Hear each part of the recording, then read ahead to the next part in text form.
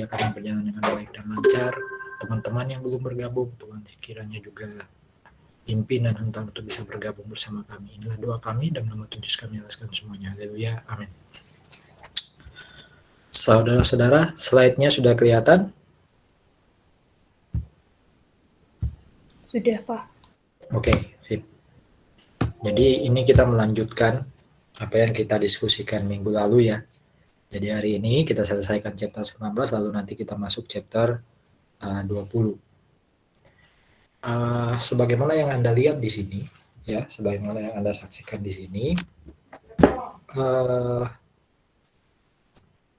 ada ilustrasi, ya. Jadi kita ulang lagi ya ilustrasi yang pertama minggu lalu. Apabila ada sebuah perusahaan, dia melaporkan revenue dan expense sama setiap tahun, asumsinya gitu ya. Jadi 2019, 2020, dan 2021 itu masing-masing dia laporkan 130 juta untuk revenue-nya, sementara expense-nya dilaporkan 60 juta. Ya. Nah, untuk tujuan pajak di dalam SPT, expense-nya sama. Ya berarti kita asumsi yang beda ini adalah revenue-nya. Dan kebetulan revenue yang dilaporkan itu memang kalau dilihat nominal per tahunnya beda ya. Kalau yang akuntansi 130 per tahun, kalau ini enggak, 100, 150, dan 140. Per tahunnya ada perbedaan. Tapi kalau di total ya semuanya menjadi 390. Itu sama dengan 130 kita kalikan 3. Nah, kembali ke pemahaman kita minggu lalu, ini kan sebenarnya hanya sebuah temporary difference, ya, temporary difference. Kelihatan di sini nih. Ya. Memang setiap tahun ada perbedaan angka income ya. Income-nya akuntansi itu 70 per tahun, sementara income-nya pajak bervariasi 40, 90, 80. Tapi kalau di total ya, baik income-nya akuntansi maupun income-nya pajak, itu yang kelihatan sama. Makanya kita beri istilah untuk kondisi ini sebagai temporary difference ya, atau beda waktu. Nah, patokan akun apa yang muncul pertama kali, ya, cara simpelnya adalah lihat tahun pertama. Apa yang terjadi di tahun pertama terkait dengan beda waktu? Kita masih pakai asumsi perbedaan ini adalah beda waktu ya. Kalau dalam soal, selama tidak disebutkan secara khusus, itu beda waktu. Saya ulangi ya, kalau ada muncul soal atau kasus yang Anda temui, ya, dan di situ tidak disebutkan secara khusus bedanya beda apa, waktu atau tetap. Nah, itu berarti beda waktu. Kecuali di soal disebutkan secara khusus ini beda tetap. Kalau itu beda tetap, akan beda juga cara kita memperlakukan akuntansinya. Nah, beda waktu itu kayak apa? Kemarin slide-nya sudah banyak saya siapkan ya di perbedaan khusus ini ya. Baik yang beda waktu maupun beda tetap itu sudah saya, ini beda tetap contohnya kan. Jadi dilihat lagi slide yang kemarin, mana yang beda waktu, mana yang beda tetap ya. Oke. Nah, kembali ke sini ya, karena tadi kita sudah simpulkan ini beda waktu ya. Dan di sini contohnya beda waktunya ada di revenue ya, maka lihatlah kondisi tahun pertama terkait beda waktu. Koreksi apa yang terjadi? Ya, apakah positif atau negatif? Nah, minggu lalu ya, based on ini ya. Nah, based on ini ada kata-kata di bawah. Kalau beda waktu itu dikoreksi, lalu muncul koreksi negatif, maka selisih antara laba akuntansi dan laba pajak itu yang disebut yang merah tuh FTA. Ya, future taxable amounts.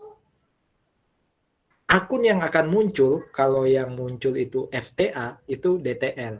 Gimana cara ngitung DTL-nya? Ya FTA-nya ya dikalikan nanti tarif PPh 25%, kesepakatan kita kalau nggak disebutkan khusus ya, kecuali disebutkan khusus ya pakai 22. Tapi kalau yang terjadi ternyata koreksi fiskalnya di tahun pertama itu adalah koreksi positif, nah itu yang muncul FDA. Kalau muncul FDA, kalikan tarif.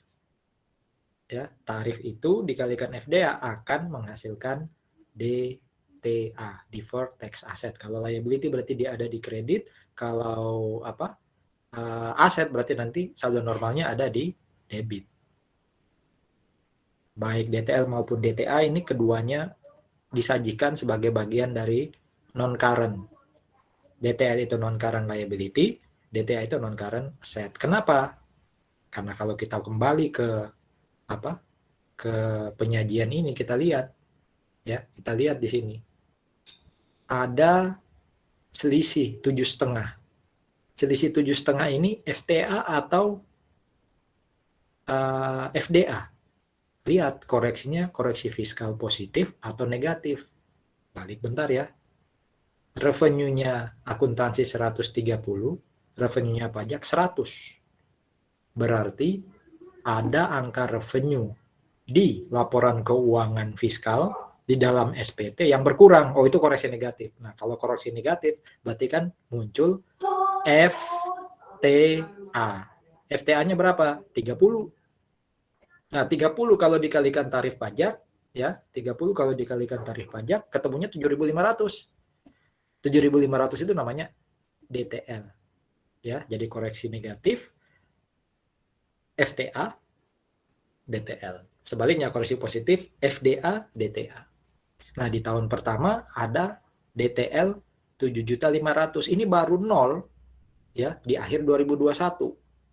Berarti kan butuh lebih dari setahun untuk hapus DTL-nya. Makanya DTL itu masuk dalam kategori atau disajikan dalam non-current liability. Nah, ini jurnalnya nih. 2019 itu based on ini ya, hitungan ini ya. Pak, gimana dapat income tax expense? Kembali ke pengajaran pertama kali di chapter ini. Income tax expense itu didapat dari labanya akuntansi, pre-tax financial income, dikali tarif. Gimana ketemu income tax payable? Oh, labanya pajak dikali tarif. Ya. Nah, selisihnya ini sekali lagi yang kemudian nanti disebut sebagai DTL. Ya. Selisih income tax expense dan income tax payable ya. Tapi selisih antara net income-nya akuntansi dan net income pajak itu yang disebut FTA kalau koreksi negatif. Oke. Nah, penyajiannya ini jurnalnya 2019, ini jurnal 2020, ini jurnal 2021. Dari mana dapat angka-angka ini? Kok bisa debit atau kredit? Lihat skema ini. Bagaimana penyajiannya setiap tahun 2019? Saya berikan di sini. Ya. Semuanya ada dari soal revenue dan expense kan. Ini kan akuntansi ya, ini laporan keuangan komersial ya. 130, 60. Income before tax 70. Ini punyanya akuntansi. Nah, income tax expense dapat dari mana tadi? Didapat dari 70 dikali 25%. Oke. DTL dapat dari mana? 7,5. Tadi ada hitungan di depan, DTL-nya 7,5. Ya, income tax payable dapat dari mana?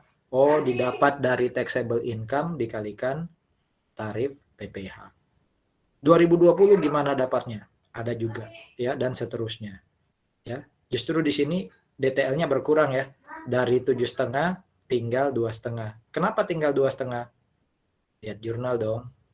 Awalnya ada 7,5 berkurang 5 juta, berarti kan saldonya tinggal 2,5 kan? Ya. Seperti itu. 2021 seperti apa? Ya 2021 sudah nggak ada lagi dong DTL, hapus. Kan sudah nol, 2,5-nya sudah hilang. Di sini ya, di mana? Di skema ini.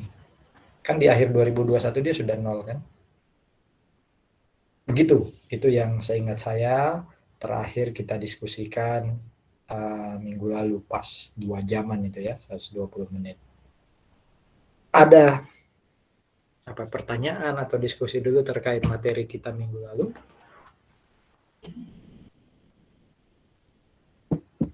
Nah, saya kembali ke jurnalnya ya tadi ya.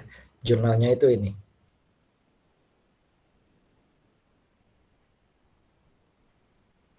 Income tax expense di debit. Kita lihat yang 2019 saja. Income tax payable di kredit 10, deferred tax liability di kredit 7,5. Saudara-saudara, angka income tax expense yang 17,5 itu kan masuk di income statement kan nih. Ya, di 2019 kan income tax-nya 17,5. Nah, menurut ketentuannya IFRS atau PSAK, yang namanya income tax expense disajikan di income statement itu nggak boleh total gini. Totalnya oke lah, kelihatan 17,5, tapi ini harus dibagi dua. Harus ada income tax expense yang harus dibayar tahun ini, berarti tahun 2019. Ada income tax expense yang masih ditunda pelunasannya ke tahun yang akan datang. Karena kondisi kita di sini adalah deferred tax liability, itu berarti di tahun yang akan datang kita harus tetap bayar pajak. Ada bagian dari expense kita yang terpaksa kita harus lunasi di tahun depan. Ya.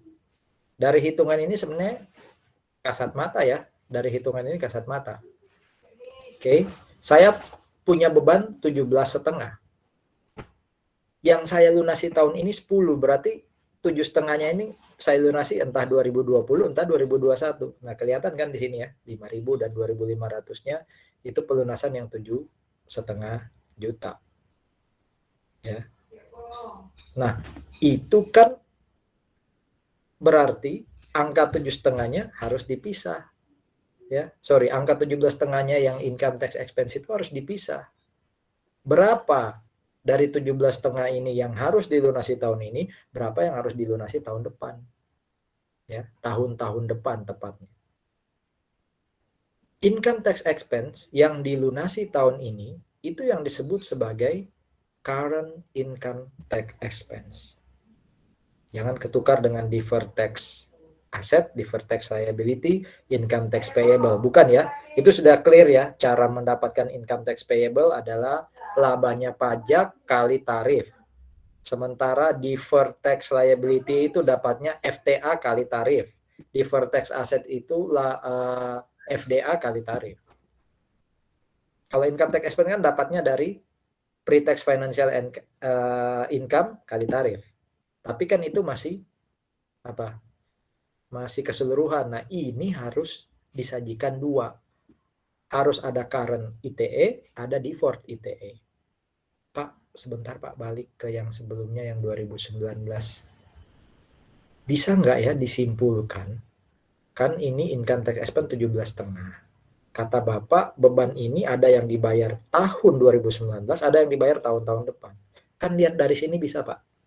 10 juta ini kan berarti beban yang harus dibayar tahun 2019 atau tahun kini. Iya, bisa aja lihat dari sini. Berarti current income tax expense itu sama sebenarnya dengan income tax payable. Ya. Jadi current income tax expense untuk cari 17,5 ini mana yang current, lihat aja income tax payable. Ya, sisanya itu deferred. Terbukti kan di sini deferrednya 7,5 kan. Berarti dari tahun 2019 ini bagaimana memecah jadi dua, yang current dan deferred. Ya, yang current dan deferred. Sebentar saya agak lompat. Nah, ini ya.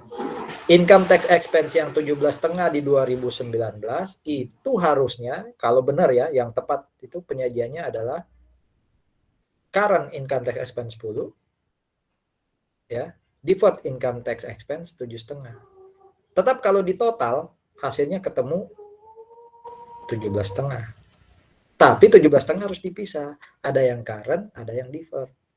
Cara pertama yang paling simpel memahaminya adalah seperti yang saya sebutkan tadi. Current income tax expense itu selalu sama dengan income tax payable.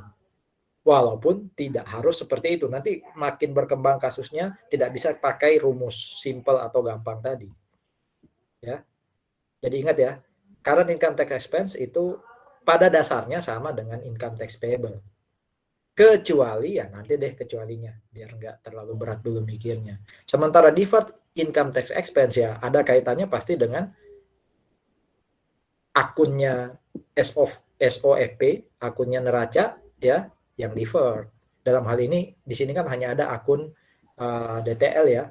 Berarti deferred income tax expense itu ya sama dengan DTL. Nah, itu saya berikan di slide ini nih. Ya, saya berikan di slide ini nih. Jadi income tax expense harus dibagi dua, current dan deferred. Ya, sementara deferred itu bisa dua. Wah, makin banyak ya. Ada income tax expense dibagi dua, jadi current dan deferred. Deferrednya dibagi dua lagi. Ya, umumnya sih yang muncul itu deferred income tax expense umumnya. Jadi kalau DTL pasti akan memunculkan deferred income tax expense. Justru kalau yang muncul DTA, nanti ada kasus DTA ya, yang muncul adalah deferred income tax benefit. Deferred income tax benefit itu artinya lambangnya bukan mengurangi income, tapi justru menambah income. Contoh ya, ini kan income tax expense total 17,5 ya. Harus dipecah dua, current dan deferred. Ini kan 10 plus 7, berarti kan 17,5. 17,5 ini kan mengurangi 70 juta. Tapi kalau sampai lambangnya deferred ini malah mengurangi nilai total income tax expense, contoh ya, seumpama di sini lambangnya negatif 7,5, ya. Berarti total income tax expense itu bukan 10 plus 7 kan, 10 kurang 7,5. Kalau itu yang terjadi, ya, ketika lambangnya deferred income tax expense itu beda dengan yang biasanya, maka itu yang disebut sebagai deferred income tax benefit. Jarang-jarang muncul, tapi bisa jadi muncul. Dengan kata lain, kalau sampai income tax expense-nya ada di debit, income tax expense-nya ada di kredit, kan expense harusnya di debit ya. Maka itu deferred income tax benefit. Ya, deferred income tax benefit. Oke, jadi saya ulangi, income tax expense yang kita hitung pakai rumus pre-tax financial income dikali tarif PPh, ketika mau disajikan dalam income statement, itu harus dipecah dua. Ada yang current, ada yang deferred. Current itu dapat dari mana? Itu dapatnya sama dengan income tax payable. Atau kalau yang kita pelajari minggu lalu itu sama dengan PPh terhutang. PPh terhutang itu penghasilan kena pajak atau taxable income ya, kalikan tarif. Sementara deferred, umumnya deferred income tax expense, kecuali nanti income tax expense-nya ada di kredit, maka itu namanya deferred income tax benefit. Malah menambah income, bukan mengurangi income kalau benefit. Nah, kalau liability itu tadi kan masuk di non current liability, kalau DTA masuk di non current aset ya. Income tax payable gimana ngitungnya? Masih ingat? Income tax payable? Halo? Gimana menghitung income tax payable?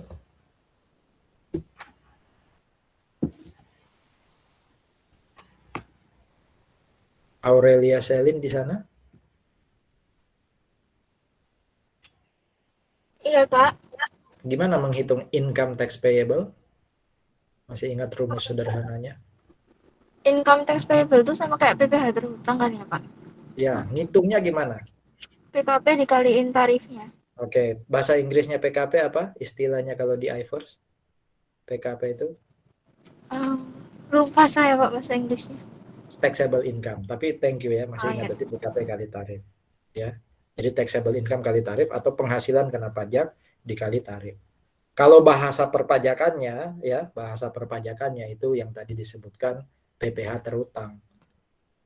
Ya total penghasilan kena pajak kali tarif itu PPh terhutang kalau di SPT. Ya. Nah saudara-saudara mulai naik nih ya. Hafalan ingatannya, pemahamannya harus mulai naik. Biasanya PPh terhutang itu dihitung di akhir tahun.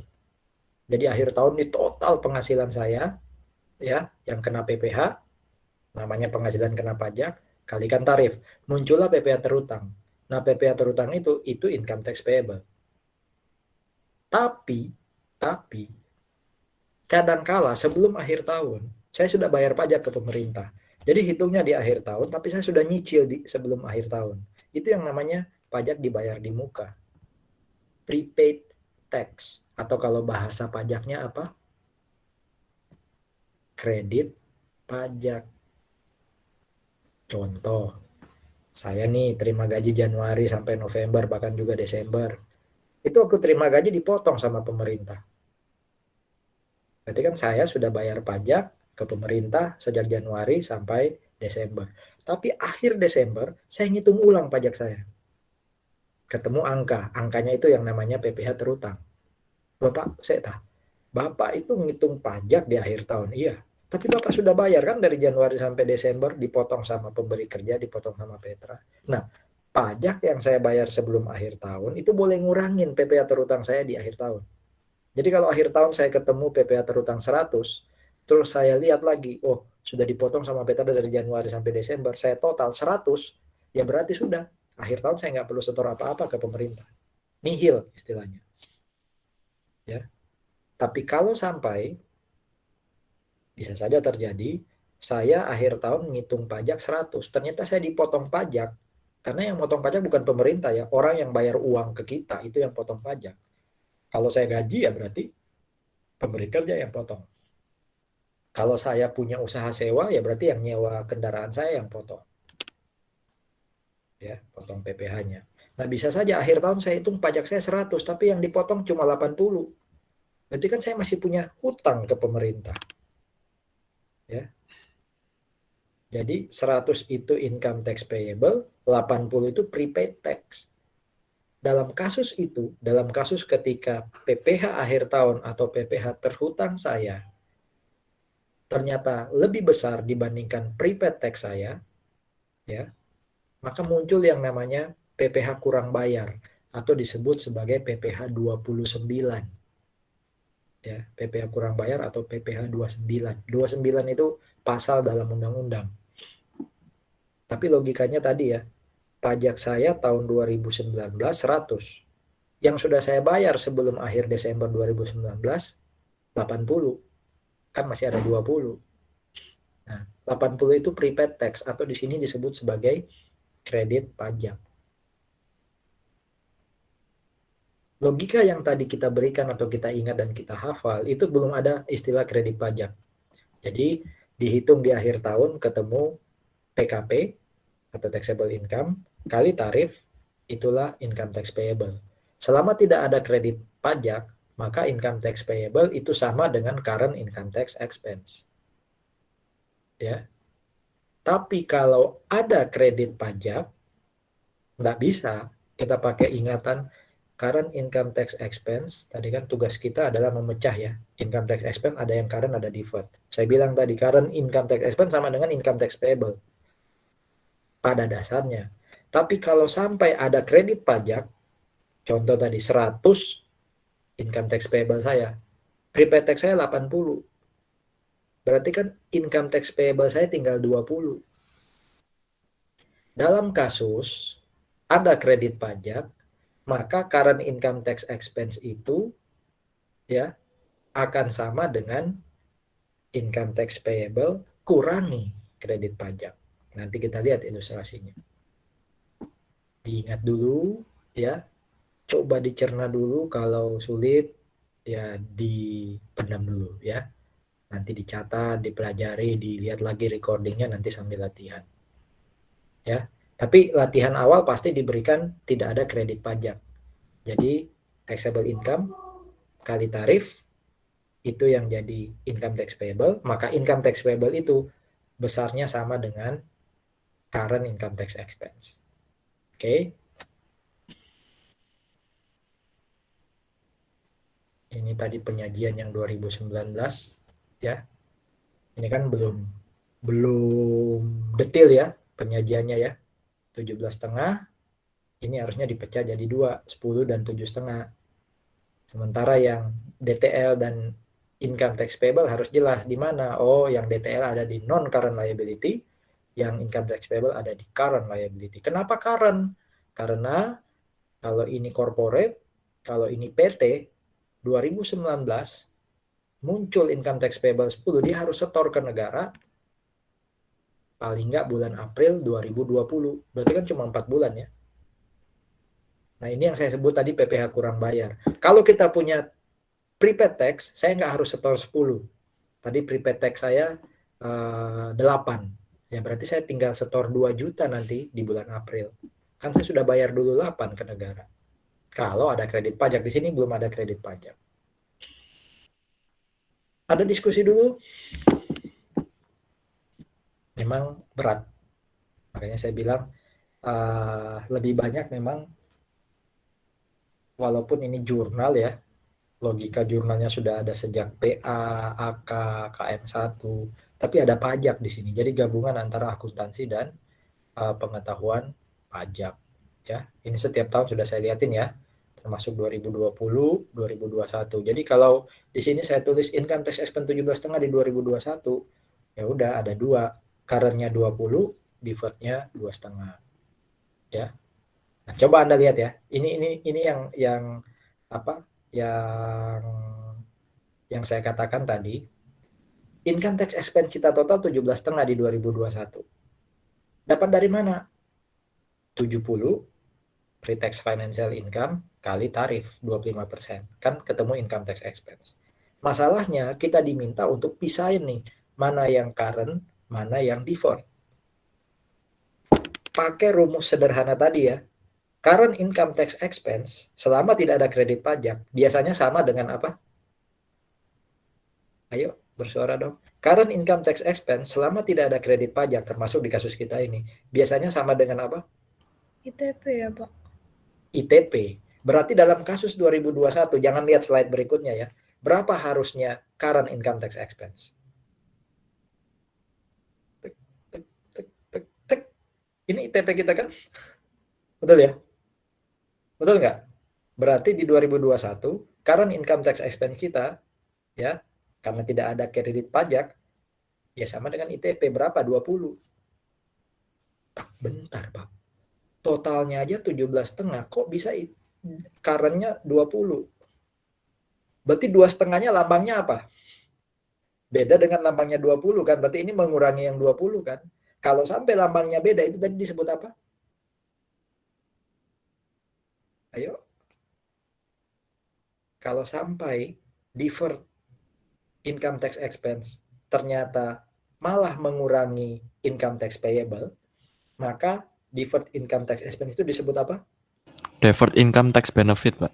Oke, lihat di belakang tuh. Intinya gini ya, poinnya adalah hitung dulu income tax expense. Caranya gimana?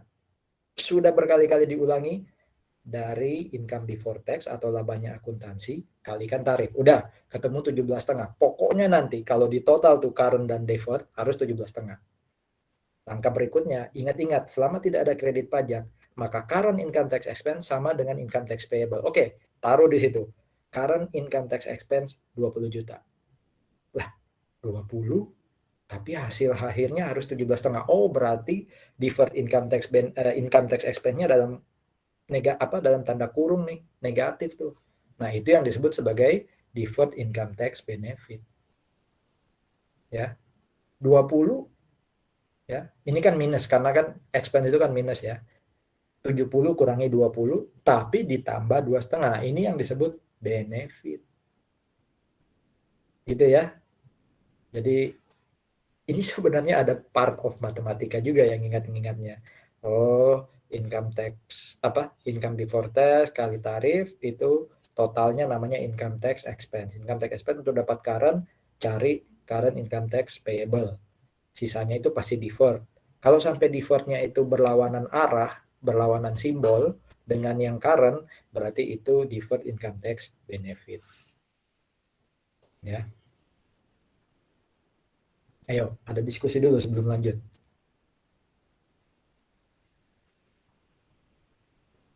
Oke, ini apa nih? Ilustrasi kedua. Ingat minggu lalu ya, saya jelaskan ya. Langkah pertama ketika Anda ketemu kasus chapter berapa nih? 19. Taruh paling atas angka labanya akuntansi. Kalau nanti Anda mau ngerjakan ada worksheet-nya atau apapun itu ya. Anda taruh paling atas labanya akuntansi. Ya, berarti di sini 80 juta. Ya, perusahaan ini punya laba akuntansi 80 juta. Ternyata ada item-item di bawah ini yang membuat labanya pajak beda dengan labanya akuntansi. Satu, penyusutan. Penyusutan pasti beda waktu kan?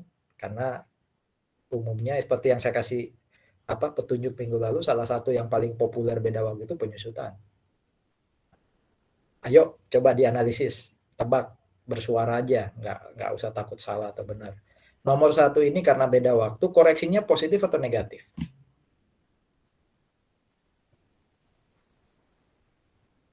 Depresiasi berarti kan expense ya. Expense-nya di SPT PPH lebih besar dibandingkan depreciation expense di income statement. Selisihnya itu 16. Jadi ini bentuk soal lain loh. Biasanya kan depreciation expense SPT sekian, depreciation expense-nya akuntansi sekian. Diselisihkan. Ini enggak, langsung selisihnya dilihatin. Di sini dikatakan selisih lebih SPT, berarti SPT lebih besar. Koreksi fiskal apakah ini? Nomor satu. Positif. Negatif. Ayo. Expense-nya PPH lebih besar loh. Kalau expense dikoreksi lebih besar, itu negatif justru. Kalau penghasilan yang justru lebih besar, itu positif. Ingat arahnya ya. Kalau penghasilan dikoreksi di pajak jadi tambah tinggi, itu positif. Sebaliknya dia negatif. Tapi kalau expense dikoreksi di pajak tambah besar, itu dia koreksi negatif. Berarti nomor satu koreksi negatif. Ingat-ingat itu ya. Pertanyaan saya, 16 juta ini istilahnya apa sih? 16 juta ini apa istilahnya nih? Istilah populernya yang sudah kita pelajari. Apa itu DTA, DTL, ITE, ITP? 16 juta apa sih ini?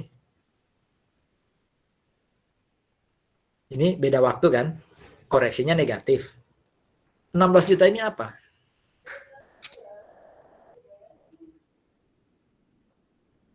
Kalau ada perbedaan akuntansi dan pajak, di mana perbedaan itu muncul karena koreksi beda waktu negatif, istilahnya apa itu?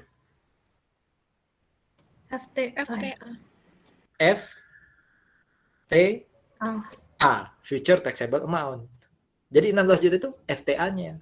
Dalam soal ini kita nggak perlu menyelisihkan karena sudah ditulis selisihnya. Jadi hati-hati kalau ketemu soal gini ya. Biasanya ada Pak, depresiasinya akuntansi contoh 86. Depresiasinya pajak 86, akuntansi 70. Kita hitung 16-nya Pak, kita kurangi. Ini nggak langsung dikasih 16, malah tambah bingung. Jangan. Ini kan hanya merubah soal aja, tapi ujungnya sama. Ya, tinggal disimpulkan aja, oh ini koreksi negatif. 16 ini berarti FTA. Berarti bisa dong menebak dari nomor satu ini akan muncul akun apa? Ayo. DTL. DTL. Berapa DTL-nya? Kalau kita asumsi 25% tarif pajak. Ayo. Kalikan aja dengan tarif pajak. Berapa? 4 ya? 4 juta. 4 juta. 4 juta. Jadi sebelum lihat slide berikutnya kita sudah bisa nebak, oh ada DTL 4 juta. Nanti kita buktikan ya. Oke. Jelas ya? Yang pertama ya. Yang kedua. Kalau sewa diperoleh, berarti ini income ya. Income-nya PPH lebih besar daripada income-nya income statement. Income-nya akuntansi. Selisihnya itu 27. Koreksi apa nih? Ini income karena diperoleh kan. Positif negatif? Positif. Ini beda waktu ya, karena nggak disebut secara khusus. Sewa itu kan juga masuk beda waktu. Berarti 27 juta ini istilahnya apa? FDA, Future Deductible Amount. Berarti nanti akan muncul deferred tax aset. Berapa besarnya ya tinggal kalikan 25%. Ya. Kelihatan gampang ya dari semua yang dihafalin minggu lalu. Kayak ngono rupanya. Nah, lihat yang nomor 3. Nah, di sini memang kalau ketemu soal kayak gini, ini soal nggak ditulis nih nomor 3 ini beda tetap atau beda waktu. Harus buka tuh yang slide saya sebelumnya yang sudah saya kasih contoh-contoh ya.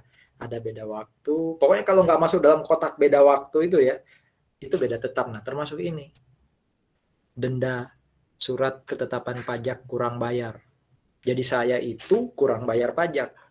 Dikirimin SKP, surat ketetapan pajak sama Dirjen Pajak. Karena saya kurang bayar, saya harus bayar pokok pajak plus denda. Denda itu dalam aturannya Undang-Undang PPH, expense tapi non-deductible. Sampai kapanpun gitu ya, itu nggak boleh jadi pengurang. Expense tapi nggak boleh jadi pengurang. Ya, jadi istilahnya non-deductible expense. Jadi nomor 3 ini beda tetap. Pertanyaan saya, koreksinya positif atau negatif? Nomor 3.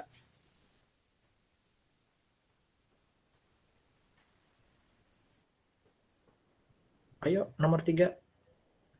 Di income statement ada denda 11 juta. Di pajak itu dianggap non-deductible expense. Berarti hilang. Positif Di ya. pajak nggak ada. Koreksi positif. Tapi untuk nomor 3 kita nggak bisa katakan ini FDA. Karena ini beda tetap. FTA, FDA itu hanya untuk beda waktu. Koreksi positif Pak sama kayak nomor 2. Berarti FDA. Berarti nanti timbul DTA. Enggak. Karena ini beda tetap. Tunggu bagaimana perlakuan akuntansi untuk beda tetap. Karena dari tadi itu kita belajarnya beda waktu semua. Beda tetap malah terlupa, terhilangkan. Nah kita, ini pakai 22% udah nih karena 2022. Gampang lah ya, tinggal kalikan angka-angka 16 dan 27 dengan 22. Ya, kita diminta untuk hitung sekaligus membuat jurnal atas income tax expense, deferred income tax, ya, income tax payable untuk 2022. Ya. Nah, caranya tadi yang paling atas taruh labanya akuntansi 80. Tadi depresiasi pajak kan koreksi negatif kan? Ya. Betul ya? Tadi diskusi kita kan koreksi negatif. Sementara yang sewa koreksi positif sama kayak yang denda koreksi positif. Karena ini koreksi negatif ya, 16 juta itu FTA, berarti nanti dia akan masuk di kolomnya DTL. Sementara 27 karena koreksi positif, dia akan masuk di kolomnya DTA. Berapa besarnya DTL? Ya sudah 16 kali 22% aja. Ya. Berapa besarnya DTA? Ya 27 kali 22%. Sudah ketemu nih kalau pakai Excel kan langsung kelihatan angkanya. Nah, berapa taxable income? Udah, dijumlahkan aja 80 kurangi 16. Kok kurangi? Kok kurangi ya? Karena koreksi fiskal negatif. Tambah 27, kok tambah? Koreksi fiskal positif. Jadi itu yang saya bilang kemarin ya. Salah kita menentukan fiskal positif negatif. Salah kita menentukan waktu atau tetap. Wah, bisa jadi mungkin hasil angkanya kalau kita hanya salah menentukan tetap atau waktu, hasil angkanya tetap 102. Tapi bisa jadi ke kanan bisa jadi berbeda loh ya. DTL atau DTA-nya malah lebih besar atau lebih kecil. Tapi kalau kita salah sejak awal menentukan positif negatif, pasti nggak ketemu 102 kan. Sampai 102 ada pertanyaan dulu. 102 itu taxable income, labanya pajak. Ada diskusi? Oke. Berarti cari yang paling gampang. Tadi kan yang paling gampang dihitung DTL. Itu dari FTA yang 16 kalikan tarif. Terus DTA itu dihitung dari FDA kali tarif. Sebenarnya ada yang juga lebih cepat kita hitung adalah income tax. 102 kali 22 ini income tax apa istilahnya 22.440 ini? Labanya pajak kali tarif itu istilahnya apa? Halo. ITP ya, Pak. ITP, income tax payable, taruh langsung di kredit income tax payable. DTL, taruh langsung di kredit. DTA, taruh langsung di debit. Ya kan? Nah, kalau pakai pendekatan les-lesan, pendekatan cepat, Pak ada selisih di debit 20.020. Oh, itu pasti income tax expense.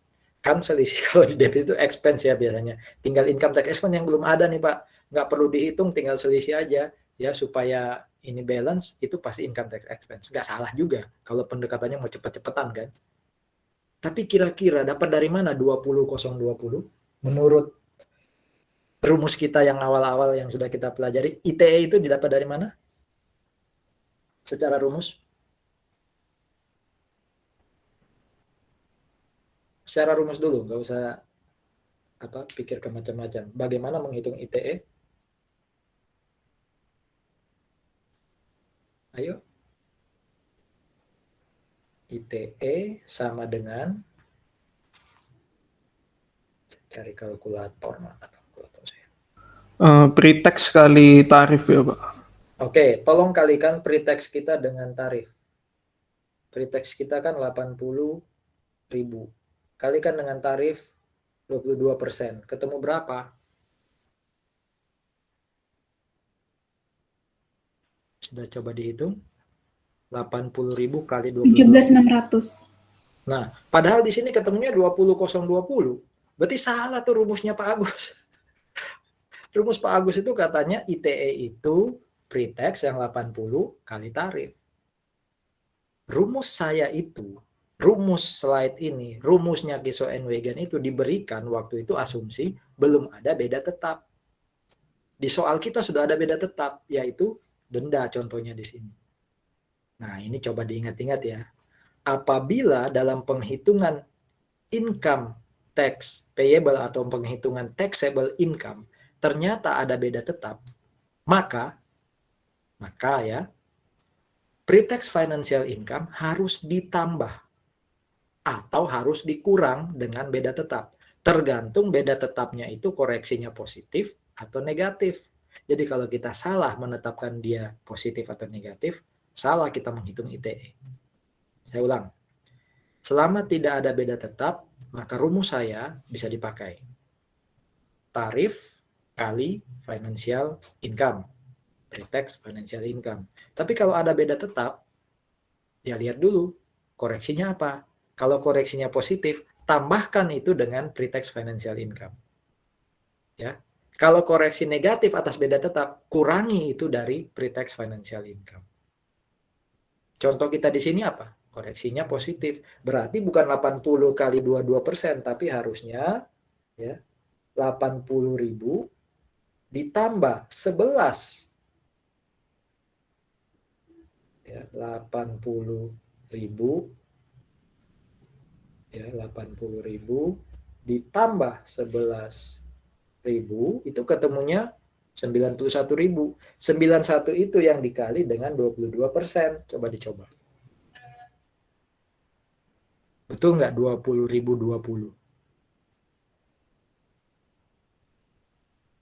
Betul? Halo? Betul, Pak. Bener, Pak. Oke. Gitu ya. Jadi kita bisa dapat pakai pendekatan les-lesan, pendekatan yang penting balance, atau kalau ditanya dari mana dapat 20 bisa dijawab. Ya. Termasuk kalau contoh soalnya nanti beda tetapnya ternyata koreksi negatif. Ya sudah 80.000 kurangi. Pak, bagaimana kalau nanti ketemu soal ada beda tetap, koreksi positif dan koreksi negatif? Ya udah, positif ditambah, negatif dikurangi, baru kali tarif. Karena bisa aja soal ini bertambah tambah banyak kan.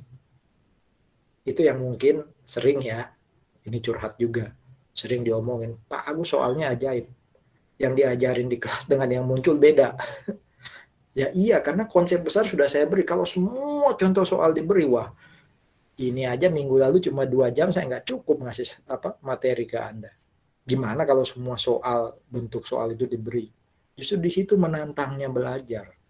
Ya, bisa nebak, oh yang belum diberi ini kira-kira nanti kayak apa keluarnya contohnya. Tapi bukan itu maksud saya. Poin saya adalah saya kekurangan waktu kalau harus beri semua bentuk soal.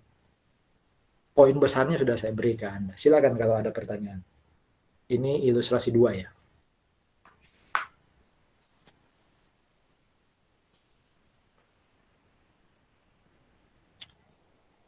Tugas kita berikutnya, tolong pisahin. 20.020 itu berapa yang current, berapa yang deferred. Ini masih belum ada prepaid tax loh. Di soal tadi kan sama sekali tidak ada informasi pembayaran pajak tahun 2022 sebelum Desember. Berarti kita bisa pakai rumus tadi. Current income tax expense selalu sama dengan ITP. Berapa current income tax expense? Ini nih, 22.440. Ya. Oh, berarti income tax expense yang deferred ini lambangnya beda. Berarti ini yang muncul deferred income tax benefit. Berapa? Ya kurangnya aja 22.440 dengan 20.020. Di belakang kayaknya ada ya. Nah, ini. Ya. Jadi ketemunya deferred income tax benefit 2420. Ya. Ingat ya, current income tax expense itu selalu sama dengan income tax payable, sama nggak ada kredit pajak. Berarti selisihnya itu deferred income tax, ya, entah expense entah benefit. Dalam kasus kita itu benefit, karena current income tax expense aja lebih besar dari total income tax expense yang 20.000, ya. Atau cara lain adalah, cara lain, coba perhatikan ya, tadi kan saya juga sempat ngomong, DTA itu biasanya menimbulkan deferred income tax benefit. DTL itu biasanya menimbulkan deferred income tax expense. Berarti tinggal selisihkan aja. 5940 itu DTA kurangi dengan DTL 3520. Itu muncul 2420. Masih lebih besar DTA-nya kan. Berarti akan muncul harusnya deferred income tax benefit karena asetnya lebih besar. Kita lihat. Benar nggak deferred income tax benefit 2420? Oh, betul. Ya. Jadi paling nggak ada dua cara menentukan income tax expense atau income tax benefit ya. Cara pertama tadi, current itu pasti income tax payable selama tidak ada kredit pajak, kurangi aja dengan total income tax expense, itulah deferred kita. Atau cara kedua, tadi DTA itu sama dengan deferred benefit, DTL itu sama dengan deferred expense. Tergantung mana lebih besar, selisihkan. Selisih itu yang akan jadi expense atau benefit. Ini ada penyajiannya nggak? Oh, nggak ada penyajian. Penyajian itu maksudnya yang kita buatin apa income statement, kita buatin neracanya, ya. Jadi ini kalau kita buatin income statement ya, tampilannya adalah mungkin seperti ini tampilannya ya. Kalau di income statement ya. Earning before tax. Earning before tax kita berapa menurut soal? Halo? Earning before tax kita menurut soal berapa? Halo? Earning before tax itu bahasa lain dari pre-tax financial income. Berapa? 60.000. 80.000 ya, 80.000. Harusnya 80.000 itu kan dikurangi dengan income tax expense ya sejumlah 20.020 ya. Sehingga nanti ketemu net income, kurangi dulu ya. Kita kurangi 80.000 kurangi dengan 20 020 itu ketemunya 59.980. Ini yang umum kan? Padahal kita diminta untuk memisah ya, earning before tax yang 80.000 itu harus dikurangi ya dengan deferred income tax expense ya dan current income tax expense. Berarti cara penyajian yang benar adalah paling atas earning before tax 80.000, bawahnya current income tax expense. Berapa current income tax expense kita? Current income tax expense kita sama dengan income tax payable, yaitu 22.440 ya. Karena muncul benefit berarti deferred income tax-nya bukan deferred income tax expense tapi deferred income tax benefit dan lambangnya bukan negatif tapi nambah. Berapa? 2420. Itu hasilnya harusnya tetap sama, yaitu net income 59.980. Itu penyajian ya, jadi saya nggak saji, itu kayak tadi nulis income statement, atasnya pre-tax, di bawah current, deferred, nanti paling bawah net income. Ada diskusi dari ilustrasi kedua?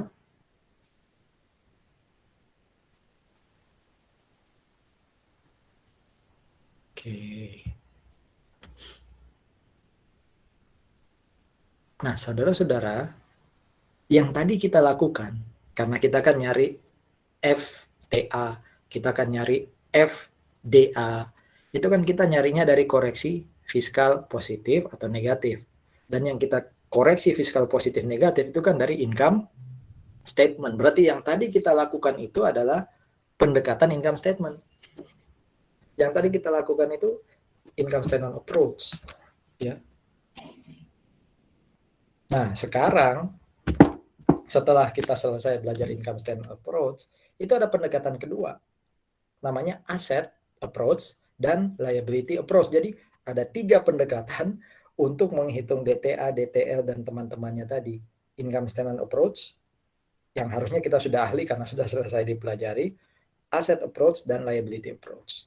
Apapun approach yang kita pakai, hasilnya harusnya sama. Oke, hasilnya harusnya sama. Ya. Kita lihat di sini. Ya.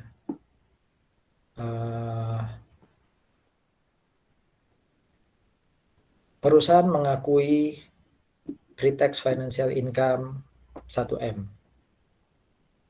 Di dalam SPT, ternyata taxable income-nya 990.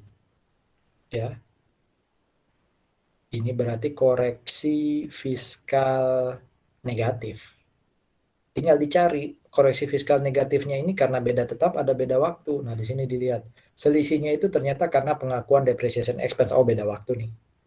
Ya, income statement ngakuin 55, ya, PPH ngakuinnya 65 expense-nya. Berarti kan koreksi fiskal negatif. Kalau koreksi fiskal negatif, ya, taxable income akan lebih kecil dari pre-tax financial income. Future taxable amount tuh.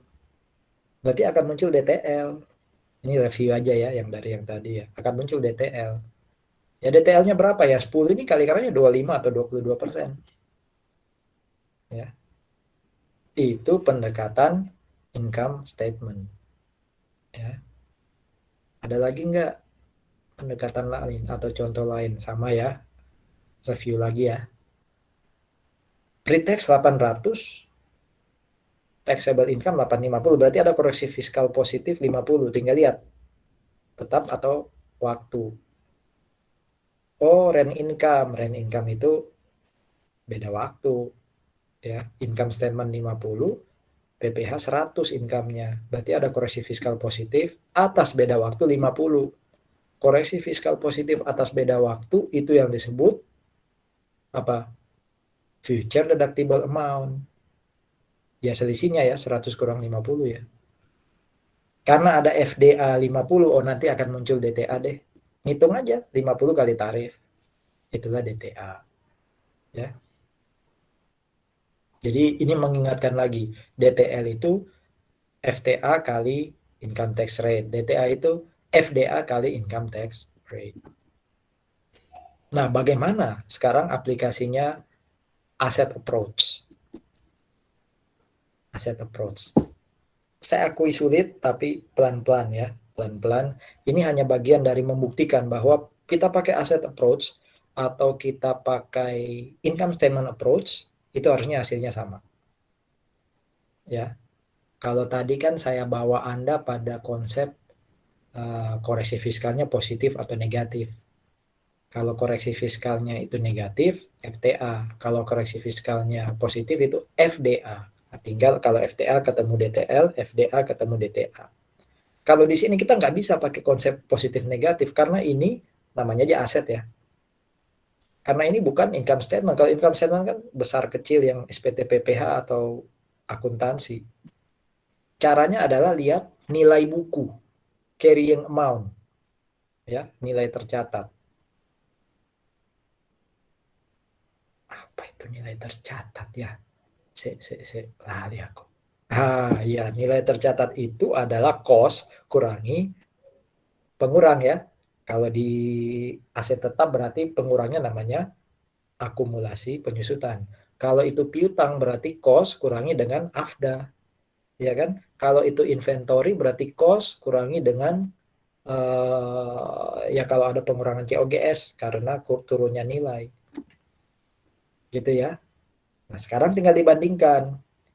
Kalau ternyata nilai bukunya aset akuntansi lebih besar daripada nilai bukunya PPH, itu FTA. Jadi kita harus ngitung nilai buku akuntansi, nilai buku pajak, selisihkan mana yang lebih besar, cari tahu, oh lebih besar nilai bukunya akuntansi, oh itu FTA. Tapi kalau yang terjadi sebaliknya, nilai bukunya pajak yang lebih besar daripada nilai bukunya akuntansi, itu FDA. Habis ini sudah gampang kan? FTA pasti memunculkan apa? FTA pasti memunculkan apa? DTL. FDA, DTA. Jadi memang sulitnya di sini adalah switch lagi nih.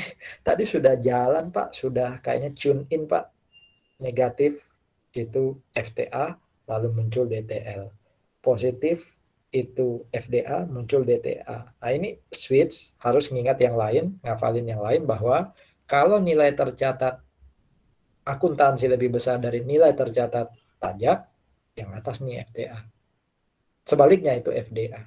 Tapi ujungnya sama, FTA kali tarif ya DTL, dan seterusnya. Coba lihat nih, ini kita pakai pendekatan aset ya. Tapi kita mau membuktikan nanti pakai pendekatan income statement, sama nggak hasilnya. Awal tahun 2020, perusahaan beli equipment 100. Akuntansi dan pajak sama-sama ngakuin 100 kalau nilai perolehan. Untuk tujuan akuntansi, dia pakai straight line method. Enak, 100 dibagi masa manfaat aja. Ternyata masa manfaat akuntansi di soal ini 5 tahun. Nggak ada salvage value. Wah, syukur nih. Berarti per tahun berapa? Per tahun berapa akuntansi ini? 20. 20. Simpan. Angkanya 20 simpan. Ya, depreciation expense-nya akuntansi 20. Kemudian pajak ternyata masuk kelompok 1. Jadi seperti yang saya jelaskan minggu lalu di kelas ya. Pajak itu punya 2 kelompok aset. Ya, bangunan dan selain bangunan. Bangunan dipecah 2 lagi. Ada permanen dan non permanen. Ya. Permanen itu umurnya 20 tahun. Berarti per tahunnya 100% bagi 20 ya. Berarti sekitar 5% per tahun tarif penyusutannya. Kalau yang non permanen umurnya 10 tahun. Ya, berarti per tahun penyusutannya 10%. Ya, tadi 100 bagi 20 berarti 5% per tahun. Kalau yang non permanen 100 bagi 10, 10% per tahun tarif penyusutannya di pajak.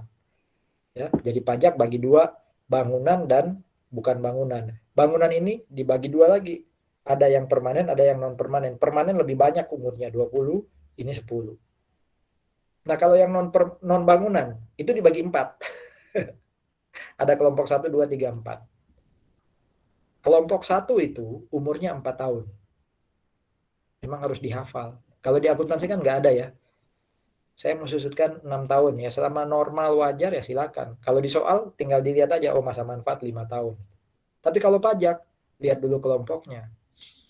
Bangunan atau bukan? Kalau bukan, kelompok berapa?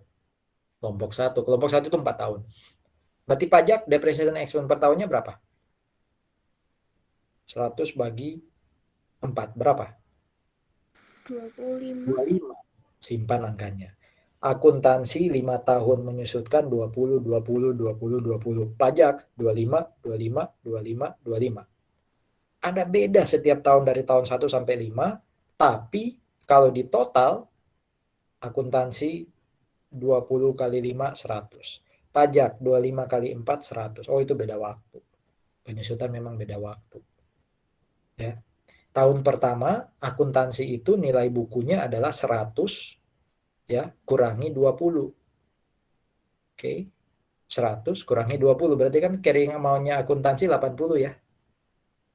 Sementara pajak karena per tahunnya itu 25 ya, nilai buku tahun pertamanya adalah 100 kurangi 25. Oh berarti 75. Tak usah dihafalin, buka aja tadi contekannya. Nilai bukunya ini kayaknya lebih besar nilai bukunya akuntansi. Lihat yang mana nih? Oh yang atas nih berarti FTA. FTA itu dihitung dari selisihnya nih, 80 kurang 75. Muncul FTA 5 juta. Sudah 5 juta kali tarif, itulah DTL. Itu pendekatan aset. Coba pakai pendekatan income statement. Tadi ada yang jawab kan, tolong disimpan dong. Berapa depreciation expense-nya akuntansi tahun pertama? 20 ya. Berapa depreciation expense-nya pajak tahun pertama? 25. 25. Berarti tahun pertama itu terjadi koreksi fiskal apa? Positif atau negatif? Positif. Akuntansi 20, pajak 25. Expense loh itu. Oh, negatif. Negatif. Negatifnya berapa? Koreksi fiskal negatifnya berapa? 5 juta. Nah, kalau koreksi fiskal negatif dalam pendekatan income statement, itu muncul apa? F FTA. berapa? 5 juta tadi ya. Betul ya? Selisihnya kan 20 dan 25. Selisihnya 5 juta. FTA, betul ya? Benar. Nah, ini pendekatan aset FTA 5 juta. Tadi yang kita omongin nih, ya, sengaja nggak saya tulis supaya diingat, berproses di otak, tapi nanti rekaman bisa didengar. Juga sama, FTA 5 juta. Kan sama ya. Mau pakai pendekatan yang tadi, FTA dari koreksi fiskal positif atau negatif, dengan cara ini, ya, membedakan carrying amount, hasilnya sama. Jadi kalau sampai beda, salah satu salah. Ya, atau dua-duanya salah. Ya, pendekatan income-nya atau pendekatan asetnya salah. Silakan, ada diskusi dulu.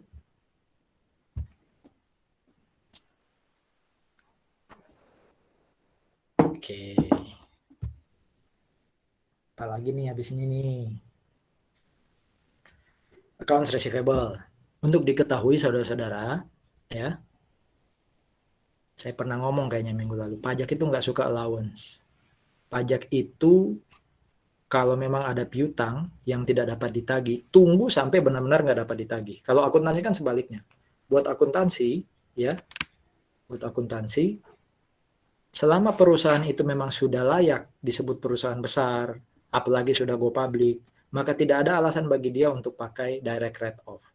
Dia wajib melakukan pencadangan. Jadi allowance itu ini bukan masalah haram atau halal ya, tapi mana yang lebih enak dan direkomendasikan. Ya, mirip kayak kita ketemu dua makanan lah ya di meja makan ketika malam ya. Saya nggak tahu, soalnya masalahnya subjektif ya. Saya suka gorengan, tidak suka sayur-sayuran. Nah, saya akan cenderung pilih gorengan biasanya. Ya. Nah, allowance buat IFRS, buat akuntansi itu gorengan tadi buat saya, buat IFRS itu lebih dipilih. Utamanya kalau perusahaannya sudah go public. Pajak nggak suka, itu cadangan, itu kan biaya ya. Kalau pencadangan itu mengurangi penghasilan, kasihan nanti bayar pajaknya pemerintah nggak dapat duit. Nah, pajak baru memperbolehkan kalau sudah benar-benar tidak dapat ditagih. Oke, kita lihat kasus ini. Ada AR 250 juta. Di akuntansi kan harus pakai allowance ya. Terserah mau pakai apa, percentage of AR atau percentage of sales. Di sini rupanya percentage of AR. 1%, ini dari soal ya. Berarti kalau dihitung 1%, itu ketemunya 25 juta ya. 25 juta. Berarti nilai bukunya akuntansi adalah 250 kurangi, bukan 25 juta ya. 2 juta 2.500.000. Berarti nilai bukunya akuntansi tinggal 247.500. Pajak kenapa tetap 250? Karena pajak nggak ngakuin bad debt expense punya akuntansi. Karena pajak nggak suka allowance. Tahun depan seandainya ya, anggap aja ini tahun 2021 ya ini ya, 2022 ternyata benar-benar nggak ditagih, akuntansi kan sudah nggak punya bad debt expense karena bad debt expense-nya sudah 2021. Pajak baru ngakuin expense tahun depan. Jadi akuntansi ngakuin duluan, pajak besok. Kan beda waktu. Dengan asumsi besarnya sama, yaitu 2.500.000. Ya. Nah, berarti karena pajak tidak ngakuin allowance tadi, berarti nilai bukunya pajak 250. Kalau nilai bukunya pajak lebih besar, kayaknya yang kiri bawah ya. Mana nih? Nilai buku pajak lebih besar. Betul ya? Kalau nilai bukunya pajak lebih besar daripada akuntansi, berarti yang FDA. Berarti untuk kasus AR, ya, itu munculnya adalah AR tadi. Nah, untuk kasus AR ini munculnya FDA. FDA-nya gimana ngitungnya? Ya nilai bukunya akuntansi diselisihkan dengan pajak. Karena pajak lebih besar, FDA 2,5. 2,5 kali tarif, itu DTA. Itu pendekatan aset. Kira-kira kalau pakai pendekatan income statement, yang kita lihat apa? Ini kan yang kita lihat carrying amount-nya ya. Kalau pakai pendekatan laba rugi, ya berarti yang kita lihat bad debt expense-nya. Berapa bad debt expense-nya akuntansi tahun 2021? 2.500.000. Berapa bad debt expense-nya pajak tahun 2021? Ayo. Bad debt expense akuntansi 2,5. Berapa bad debt expense-nya pajak 2021 menurut soal ini?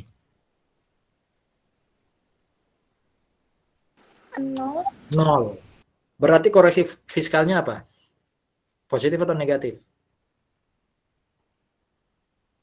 Akuntansi ada 2,5, pajak 0. Berarti koreksi fiskalnya Negatif. akuntansi ada biaya. Positif. Positif. Kalau koreksi fiskal positif atas beda waktu, munculnya apa di pendekatan income statement? FDA. Berapa? Ya 2,5 kan? 2,5. Kan bebannya akuntansi 2,5. Sama kayak ini. Ya, sama kayak ini. Tinggal dikali tarif, sama-sama muncul DTA. Gitu ya, jadi pakai pendekatan aset, pendekatan income statement, hasilnya harus sama. Silakan sekali lagi kalau ada yang mau ditanyakan.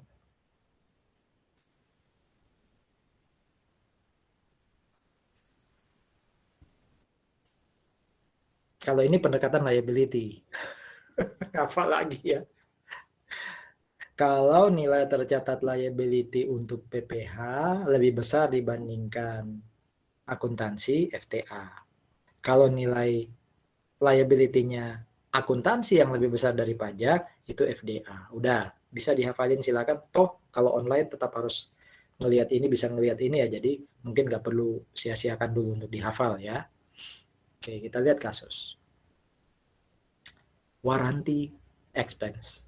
Saudara-saudara harus ingat waktu kita belajar AKM 1 ya. Khususnya waktu itu kita belajar current liability.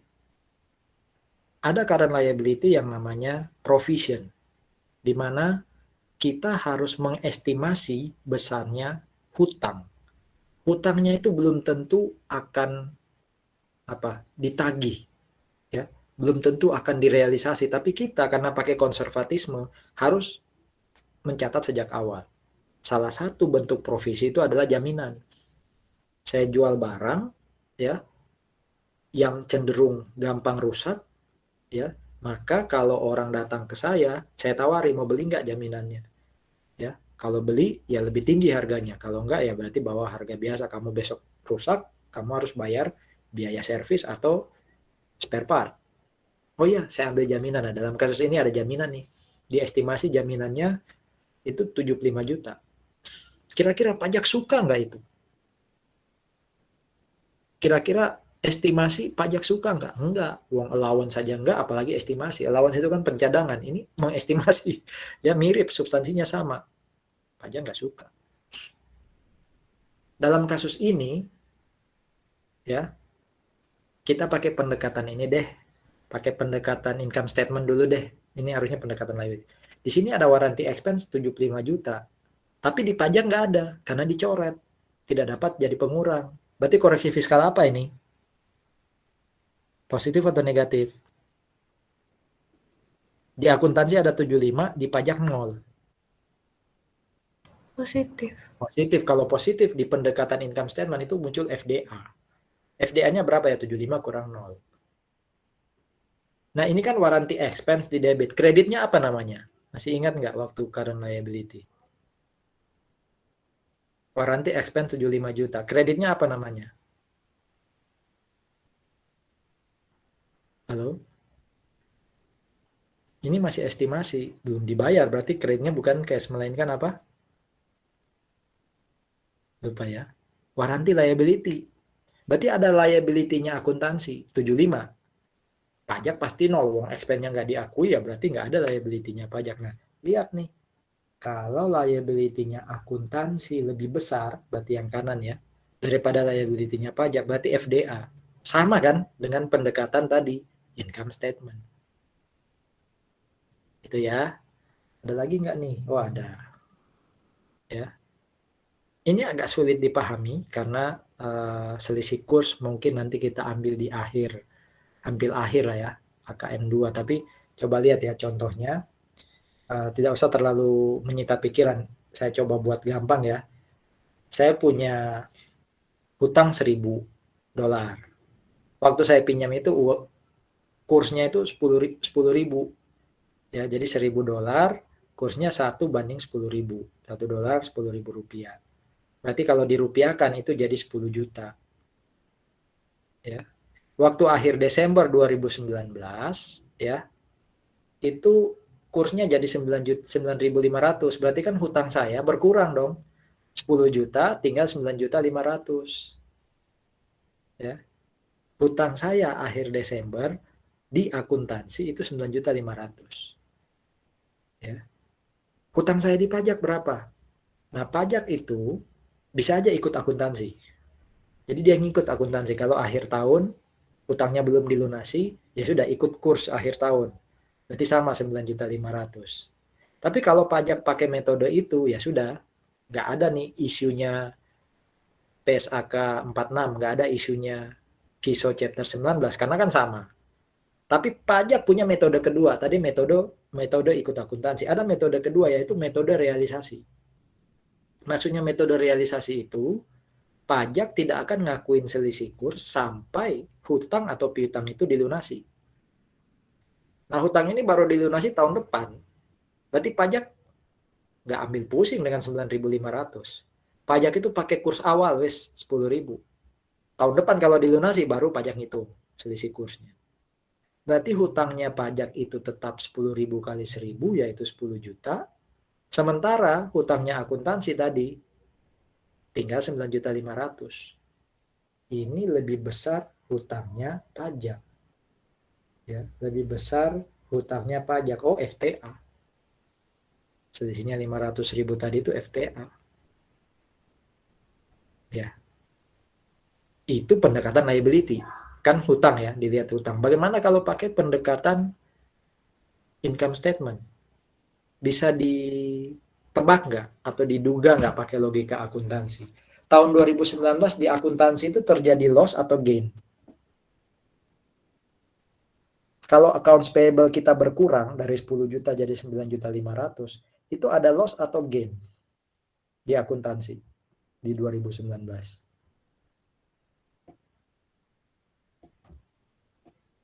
Susah ya pahamnya ya. Hutang saya awalnya 10 Gain, juta Pak. waktu saya. Gain ya. Hutang berkurang itu kan hutang di debit, berarti kredit muncul kan. Nah, itu gain. Gainnya berapa? 5 juta. 500. 500 dong. 10 juta kurangnya 9.500.000 ya. Berarti ada gain akuntansi 500.000. Kira-kira pajak ada nggak gain or loss di tahun 2019?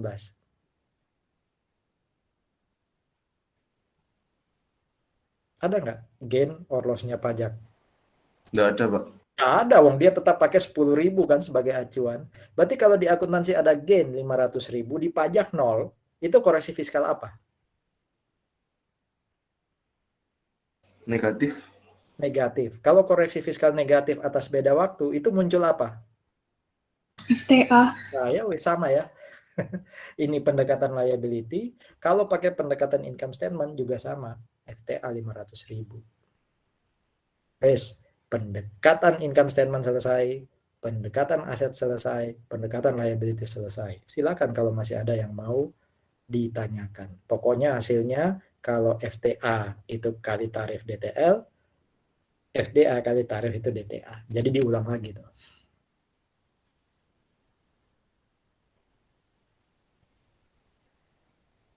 So far masih bisa lah ya. Mau tanya juga tanya apa ya. Ya semoga berproses lah ya. Lupakan yang itu.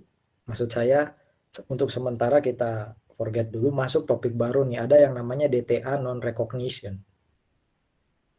Ini berangkat dari konsepnya akuntansi yang namanya konservatisme, saudara-saudara. Jadi intinya gini, kalau sampai akhir tahun saya hitung muncul DTA, DTA itu berarti munculnya FDA ya. Kalau akhir tahun ada FDA, saya kali tarif, lalu saya harus ngakuin DTA, maka saya harus menghitung ulang. Jadi DTA tetap saya buat jurnal, ya. DTA tetap saya taruh di debit, taruh di statement of financial position di bagian non current asset. Udah, itu dulu ya. Sebelum balance sheet-nya atau financial position saya terbitkan, saya taruh dulu di financial position. Anggap aja saya ketemu 100 juta. Nah, menurut IFRS, tolong dicek ulang. Apakah benar 100 juta itu pasti bisa didapat tahun-tahun depan? Ya. Kalau sampai ada ketidakpastian bahwa 100 juta itu, ini kan aset ya. Kalau aset itu kan lebih positif gambarannya di mata pembaca ya. Berarti seakan-akan kita punya tambahan aset, padahal aset ini kan bukan aset yang kayak jual barang, ini aset pajak ini. Bisa jadi aturan pajak berubah, bisa jadi malah tahun depan saya bayar pajak, bukan DTA itu kan berarti tahun depan saya malah dapat pengurangan pajak. Nah, tolong dilihat lagi 100 juta itu pasti terrealisasi semua nggak tahun-tahun depan? Kalau ada kemungkinan dia tidak terrealisasi, walaupun awalnya saya akui DTA, kayak ada nggak jurnal tadi kita akui DTA ya? Saya balik agak jauh ya. Nah ini contoh, ada DTA 5940 ya. Di tahun 2022 yakin tah 2023, 24 atau 25 dan seterusnya 5940 ini bakal terrealisasi. Kalau memang nggak yakin, maka walaupun kita buat jurnal DTA 5940, kita kurangi nilainya. Bisa sampai 0. Berarti DTA-nya nanti dinolkan. Jurnal ini kita buat dulu kayak gini, tapi nanti kita harus lakukan evaluasi atas DTA yang memungkinkan DTA dikurangi. Kenapa harus dikurangi? Ya karena konservatif. Jangan mencatat aset terlalu besar. Kalau kita nggak yakin bakal direalisasi. Kalau hutang, catatlah lebih besar. Ya, karena kalau besok ternyata kita nggak bayar, kita bersyukur. Tapi kalau hutang nggak dicatat, ternyata besok kita bayar, kan kita sedihnya bukan main. Ya, aset sebaliknya. Kalau nggak bisa kamu pastikan direalisasi, jangan dicatat dong. Ya, mending dihilangin. Besok kalau dapat, wah bersukarianya kan sangat-sangat. Ya. Jadi itu yang jadi apa ya, pokok bahasan. Ya, fokus dari yang namanya DTA non-recognition. Buat dulu pengakuan DTA, baru nanti kalau dimungkinkan dikurangi. Tidak harus loh ya, tapi kalau menurut soal ternyata harus dikurangi, maka kita harus mengurangi. Nah, patokannya ini. Seandainya perusahaan itu punya DTA, tapi ternyata di masa depan ada kemungkinan DTA-nya nggak bisa direalisasi, ya, kemungkinannya harus probable. Probable itu di atas 50% kemungkinannya. Bukan 50% dari DTA ya, tapi tingkat kemungkinan. Hati-hati ya. Jadi yang disebut probable itu tingkat kemungkinan, bukan besarnya DTA yang harus dihapus, bukan. Kalau di soal pasti disebutkan itu probable atau enggak. Kalau hanya possible, tidak masuk. Harus probable. Baru DTA-nya harus dihapus. Ya. Yang pasti pokoknya probable itu di atas 50%, wes.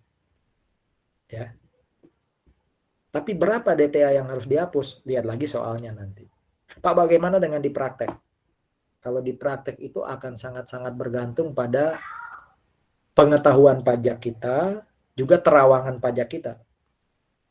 Umpama ya, di tahun 2022 muncul DTA 100 juta. Ada isu bahwa besok tarif pajak turun. Berarti kalau tarif pajak turun bisa jadi kan DTA saya nggak bisa saya realisasi semua. Ya saya kurangi nilai DTA-nya. Tinggal insting bisnis saja sama hikmat dari Tuhan ya. Itu probable atau nggak probable tuh perubahan tarif pajak. Ya. Tapi kalau di soal gampang. tingkat kemungkinannya probable, dan DTA yang harus dihapus sekian persen umpama.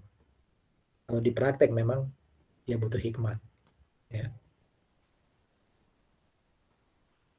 Oke, ini ya. Jadi probable itu paling nggak 50% ke atas. Oke, kita lihat kasusnya. Ada DTA 93750 di akhir 2018. Ya, ada DTA 93750. Oke. Itu akhir 18. Akhir 19. Oke. Ini kan 375. Ini berarti kumulatif temporary difference. Temporary difference yang mana ini? Taxable atau deductible? Halo? Ini temporary difference. Ini kira-kira taxable atau deductible? Yang 375 ini. Paham nggak pertanyaan saya? 375 ini kan temporary difference. Pertanyaan saya, itu temporary difference yang taxable, berarti FTA ya, atau temporary difference yang deductible, berarti FDA? Yang mana? Taxable atau deductible? Cara jawabnya adalah lihat aja yang muncul DTA. Berarti ini apa?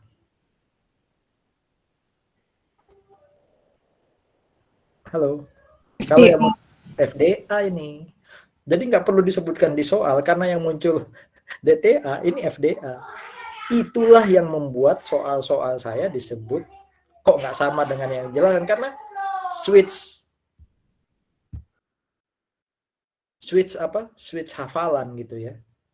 Ada loh di hafalan tadi bahwa FDA itu muncul DTA. Ini dimunculkan DTA-nya toh. Terus disamarkan temporary difference. Ditanya, ini FDA atau FTA? Wah, langsung pusing. Karena hafalnya dari FTA ke DTA ya. FDA ke DTA ya. Kalau dibalik. Jadi 375 ini FDA. Ternyata FDA-nya naik jadi 500 di tahun 2019. Bisa dong dihitung kenaikannya berapa? 375 ke 500 kan naiknya 125 ya. Jadi yang awalnya 375 jadi 500 di tahun 2019. Ya. Adapun taxable income 2019 850, berarti kalikan aja dengan tarif itu nanti ketemu income tax payable. Ya. Oh, ini pakai 25%. Oke, berarti diminta tolong dong pastikan hitung dulu DTA untuk 2019. Kalau muncul DTA 2019 kurangi 30 juta. Karena dari keterangan ini 30 juta ini ada kemungkinan tidak bisa direalisasi. Kemungkinannya berapa persen, Pak? Nah, di sini kan tadi sudah ditetapkan ya. Kalau ada kata-kata terdapat kemungkinan itu berarti dia probable. Ya. Itu berarti probable. Berarti kita hitung dulu DTA-nya. Berapa DTA yang muncul 2019? Ya udah. 500 kurang 375. Ya. 500 ini kan yang ini ya, temporary difference-nya kan 500 ya, kalikan 25%. Ya, kalikan 25%. Itu ketemunya 125.000. 125.000 padahal awalnya 93.750. 125 kurang 93.750 ya, itu harusnya ketemu 31.250. Atau kalau mau cara gampang adalah sebentar ya. 500.000 itu kan yang tahun ini kurangi dengan 375.000, berarti yang tahun ini terjadi kan hanya 125.000 ya. 125.000 kalikan 25%. Kalau dikali 25% ketemu ini DTA khusus 2019. Itu dulu aja. Jadi fungsi kita di slide ini adalah hitung DTA dulu. Kalau ini gampang, tadi 375 taxable income ada di soal ya.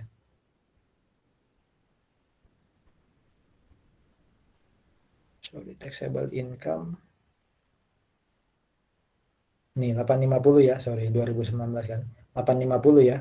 Kalikan 25%. Oh, ketemu 212.500. Sudah, income tax payable 212.500. DTA ini tadi ya cara hitungnya 500 kurang 375 kali 25%. Income tax expense dari mana? Nah, ini tidak ada beda tetap ya. Berarti 725.000 kali 25%, benar nggak? 725 kali, ya. Jadi 181.250 ini dari 725 kali 25%. Ya kan? Financial income kali tarif itu income tax expense. Ini sebenarnya jurnal gampang kayak tadi ya. Nah, sekarang saya tanya. Tidak ada di fokus ini sih, cuma saya tanya. Berapa current income tax expense? Dari soal ini, berapa current income tax expense? Saya belum bahas yang jurnal bawah ya. Saya mau ngulang pembahasan kita sebelum. Berapa current income tax expense?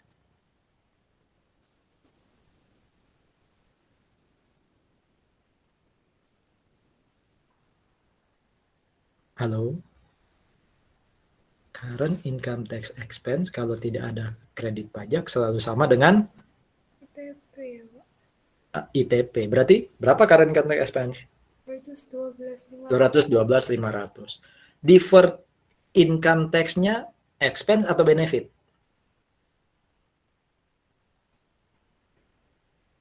Nanti muncul deferred income tax expense atau deferred income tax benefit. Sudah pasti benefit. Kenapa? Karena current-nya aja 212.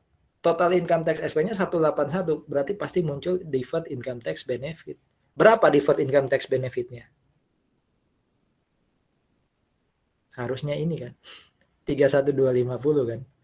Karena DTA kan biasanya memunculkan deferred income tax benefit. Oke, itu pembahasan tadi yang sudah lewat. Yang sebenarnya jadi fokus kita di sini adalah kalau kita sudah ketemu DTA, maka DTA itu harus dikurangi. Nggak semuanya diakui untuk tahun ini. Dikurangi berapa? Oh, di soal di sini sebut 30 juta. Karena 31.000 itu sepertinya nggak akan terrealisasi. Hanya selisihnya sekitar 1.250.000 yang terrealisasi. Makanya DTA di sini dikredit. Ya, DTA-nya dikredit. Nah, lawannya itu income tax expense. Jadi nanti DTA-nya tinggal 1.250. Ya, itu yang disebut sebagai non recognition of DTA. Ya, non recognition of DTA. Ada pertanyaan?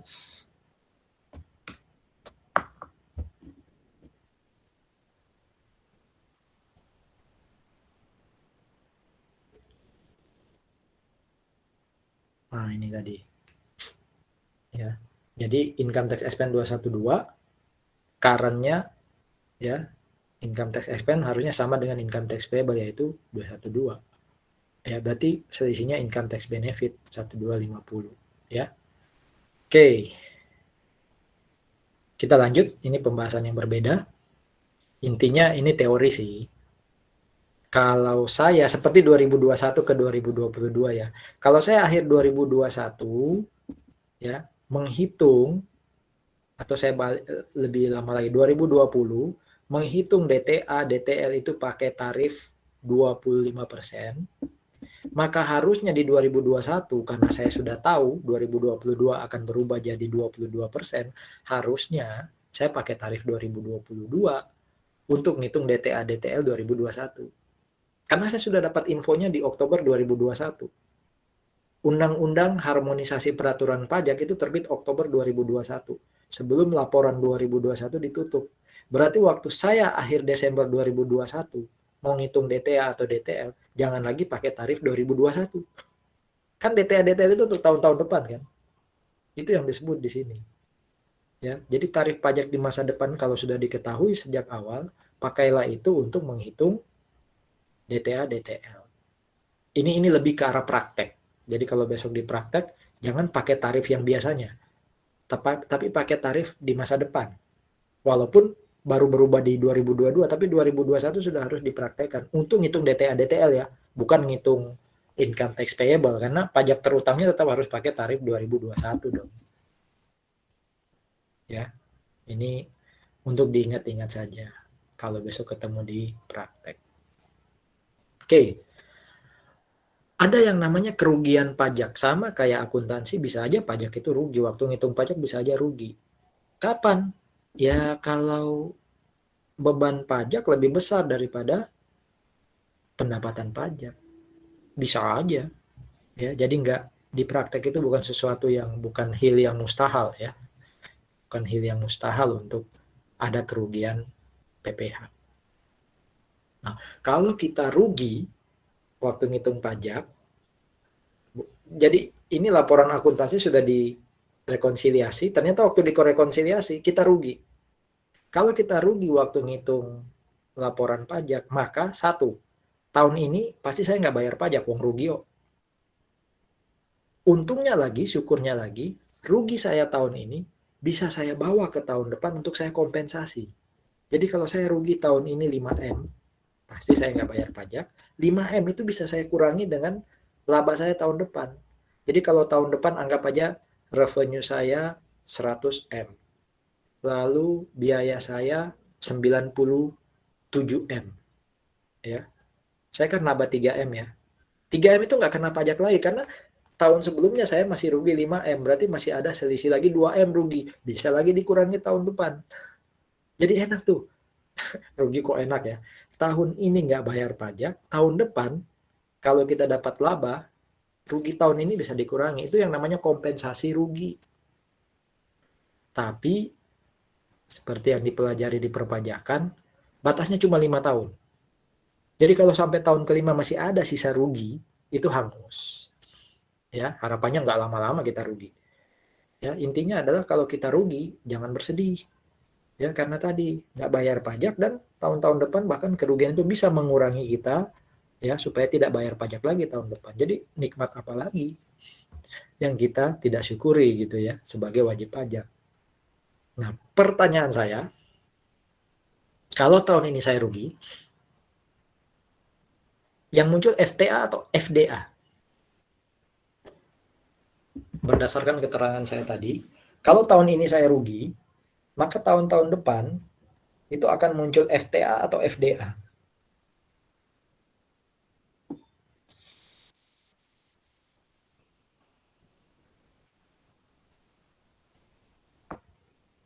Ya dari namanya aja, future taxable amount, future deductible amount. Kalau saya rugi tahun ini bisa saya kurangi dengan yang akan datang, berarti saya lebih apa di future? Taxable atau deductible? Deductible, Pak. Deductible. Diingat-ingat, kalau tahun ini hitungan pajak saya rugi, maka yang muncul F deductible amount, future deductible amount. Berapa future deductible amount? Ya ruginya itu. Ya. Berarti kalau muncul FDA, kan pasti muncul DTA. Berarti kalau saya rugi, pasti ada DTA. Ya, pasti ada DTA. Langsung contoh nggak nih? Ya, langsung ilustrasi. Rugi pajaknya 500 juta. Setelah dihitung gitu ya, rugi pajaknya 500 juta. Ya sudah, itu FDA-nya. Kalau tarifnya 25%, ya berarti muncul DTA 125. Income tax expense yang ada di kredit itu pasti deferred income tax benefit. Expense kan nggak mungkin di kredit ya, nah itu berarti deferred income tax benefit. Ya. Tinggal, apakah DTA ini yakin bahwa besok-besok bisa dikompensasi atau enggak?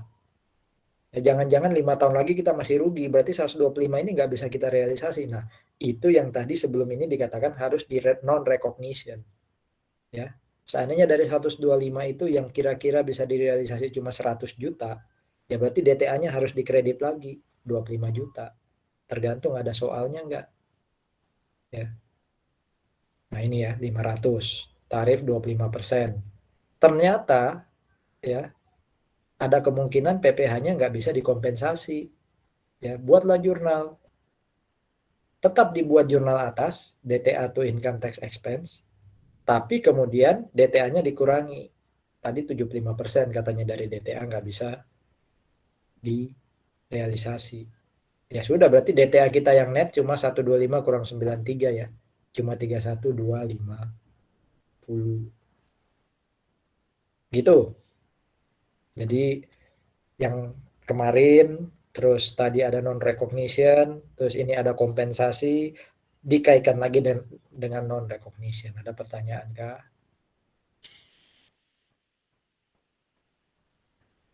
Ini saya skip aja ini apa intinya pokoknya kalau memang tidak probable maka tidak perlu non recognition ya. Mengulang lagi, mau di vertex asset atau liability pasti non current ya. DTA atau DTL pasti tempatnya di non current ya.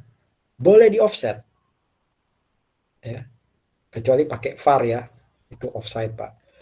Maksudnya offset itu gini saudara-saudara, aset kita 42, liability kita aset kita 54, liability kita 259. Ya, maksudnya di vertex liability kita 259, di vertex aset kita 54. Nah, boleh dihapus. Jadi yang disajikan cuma DTL berapa? 205. Itu yang namanya offset. Jadi kalau saya punya DTL 259, punya DTA 54, di neraca, di statement of financial position, boleh kita hapus yang 54, tapi 259 kita kurangi tinggal 205. Itu namanya offset. Boleh, berarti kalau tetap mau disajikan dua-duanya juga, monggo. Kalau di income statement tadi ya, disajikannya per baris. Ya, ini chapter income statement chapter 5 ya. 4 atau 5 tuh di income di AKM 1. Ini tinggal teori dan semacamnya, review dan semacamnya. Oke, ini juga semacam summary ya. Summary juga. Nah, ini ilustrasi 6 nih. Apakah terakhir ini? Sebentar. Apakah ini slide terakhir sambil saya charge dulu.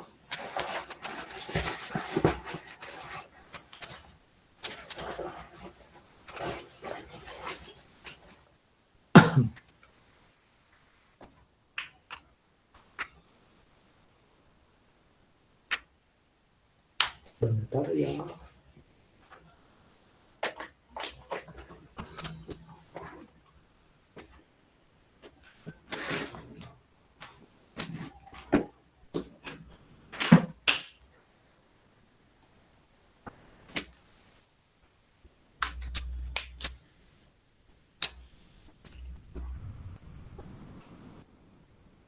Oh, slide terakhir. Kira-kira bagaimana cara kita mengerjakan ini nih? Ya, bagaimana cara kita mengerjakan ini? Taruh angka taruh angka financial income paling atas ya. Pre-tax financial income kita taruh paling atas 100. Oke. Lalu di baris bawah ya, di baris bawah itu udah dikasih tanda ya di dalam kurung, itu beda tetap. Oke. Jadi untuk Anda ketahui, kalau saya jual tanah atau bangunan, itu kena PPh yang namanya PPh final. Kalau PPh final itu beda tetap. Ya. Nah, kalau itu beda tetap, berarti koreksi fiskalnya dilihat. Income di income statement, ya, muncul 50 juta. Karena beda tetap, berarti di pajak hilang. Berarti beda tetap yang nomor 1 ini, ya, beda tetap yang nomor 1 ini beda tetap dengan koreksi fiskal apa? Ada income di akuntansi, di pajak hilang. Berarti koreksi fiskalnya apa? Negatif. Negatif. Negatif berapa itu? 50 juta. Ya. Yang nomor 2, itu rupanya beda tetap juga tuh. Ya. Sewa tanah, nah, Pak, sewa itu katanya beda waktu, kata Pak Agus. Nah, ini juga tambahan pengetahuan ya. Sewa itu kan bisa sewa harta bergerak, bisa sewa harta tidak bergerak. Kalau sewanya mesin atau kendaraan, itu yang saya bilang tadi beda waktu. Tapi kalau sewanya tanah atau bangunan, itu beda tetap. Karena kena PPh final. Wes diingat-ingat aja dulu. Ya, nggak usah dilogika. Karena memang sudah dilogika. Ya. Jadi sewa tidak selamanya beda waktu. Kalau itu sewa atas harta yang tanah atau bangunan, itu beda tetap. Dan di sini sudah diberi keterangan, itu beda tetap. Income-nya ada di income statement 5. Ya, berarti ini beda tetap, ya BT itu beda tetap ya. Di pajak hilang, sama kayak nomor 1, berarti koreksi fiskalnya apa? Negatif lagi ya. Negatif 5 juta.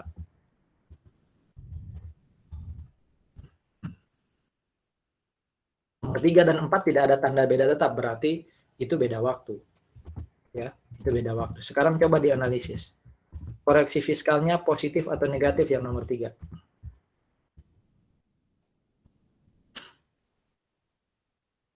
COGS di income statement lebih besar, 25 juta. Berarti kalau COGS-nya akuntansi 25, pajak nggak ada, dicoret, itu koreksi positif atau negatif? Negatif. Positif. Positif dong. Pengurang di pajak, COGS itu pengurang loh ya. Di pajak hilang. Berarti kan koreksi fiskal positif. Ya. Positifnya 25 juta. Berarti 25 juta itu disebut apa? Future deductible amount. Betul ya? Itu beda waktu, di koreksi fiskal positif 25 berarti itu FDA. COGS pengurang loh. Kalau di akuntansi ada, di pajak hilang kan koreksi fiskal positif. Nomor 4, selisih kurs, beda waktu ya. Di income statement, ini keuntungan. Di income statement ada 10 juta. Ya. Di pajak rupanya nggak diakui. Berarti ini koreksi fiskal apa? Negatif. Negatif 10 juta. Ya, berarti munculnya FTA. Pertanyaan saya dari 100 terus Anda kurangi 50, kurangi 5, tambah 25, kurangi 10, itu akan ketemu taxable income sebesar berapa? 100 kurang 50, 50. 50 kurang 5, 45. 45 tambah 25, 70. 70 kurang 10, 60 ya? Betul? Benar nggak hitungan saya? Benar, Pak. Oke, berarti kalau taxable income 60 juta, apa yang bisa kita hitung dari taxable income 60 juta? Income tax,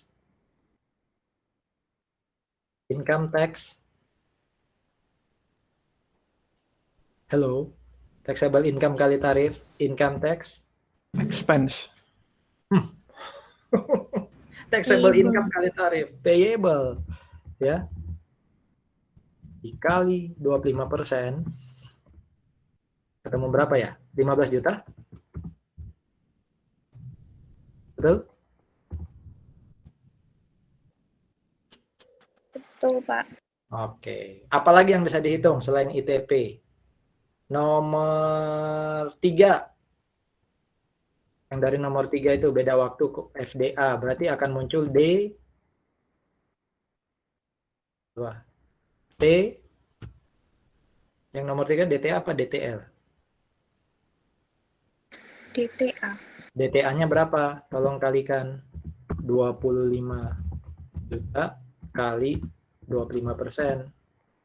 12,5 bagi 2. 6250. 6.250.000. Nomor 4. Sebetulnya DTL ya. Karena di situ FTA. Tolong dihitung berapa DTL-nya. 10 juta kali 25%. Berarti 2 juta 100.000. Ya kan? ITE-nya berapa? Sebelum ngitung ITE kita masukin jurnal aja dulu. Saya nggak bisa buat jurnal yang rapih ya. Oke. Atau gini aja. Ini saya stop sharing. Stop sharing. Ya. Lalu saya share sebentar Excel.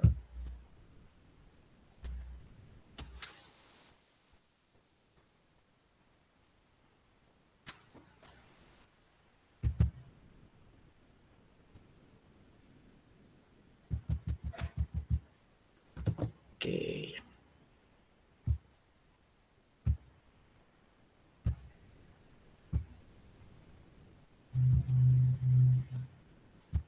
Nah, dari Excel ini saya sudah bisa buat jurnal berdasarkan catatan ini.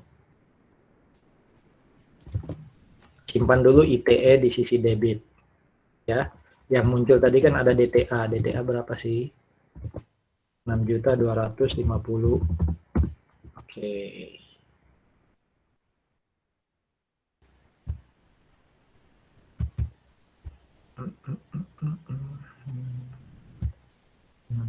Rp6.250.000. Oke, ITE muncul di sini. Tadi ada ITP. ITP itu sudah ada juga di hitungan. ITP itu berapa? 15. Oke.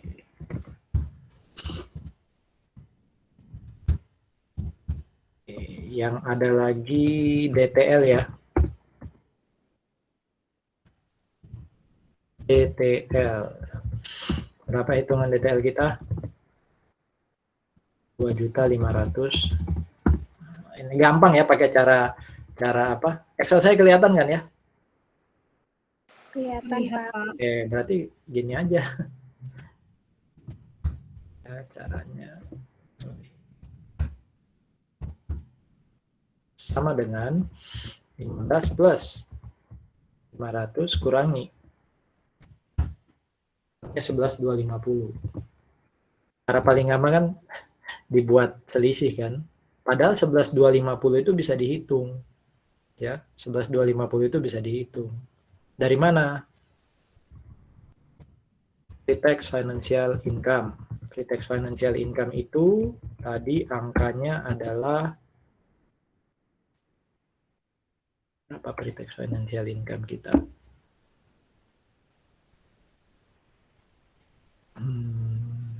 100. Ya. 100 ini ada beda tetap kan? Beda tetap nomor 1, ada beda tetap nomor 2. Beda tetap nomor 1, 50, beda tetap nomor 2, 5. Ini minus 50. Ini minus 5. Ya, saya sum.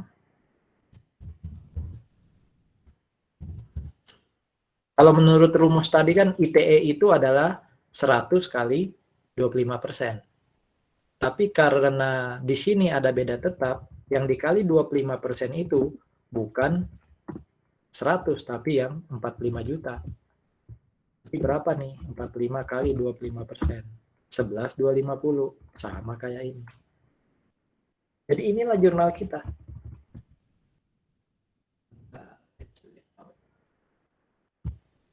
Nah, inilah jurnal kita nih.